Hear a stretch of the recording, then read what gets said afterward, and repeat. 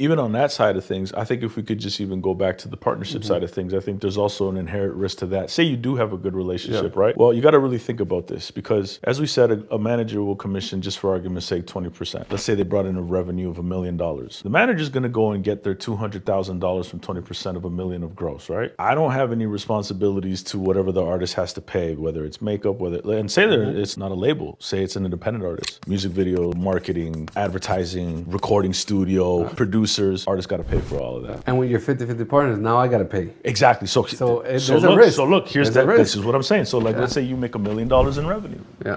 Right? All of a sudden your expenses are $900,000. Well, guess what? You now have $100,000. But on that $100,000, you got to pay taxes. Yeah. Let's say, for argument's sake, the tax is going to be 30%. So now you have $70,000. Manager, you could have got $200,000 in commission, but instead you wanted to build a business because you want to get in partnership with somebody. It's not for the short term. It's for the long term. Yeah. So that first whatever, and that $1 million you get in revenue, bro, you're probably seeing that year 3, year 4, right? If you're lucky. If you're lucky.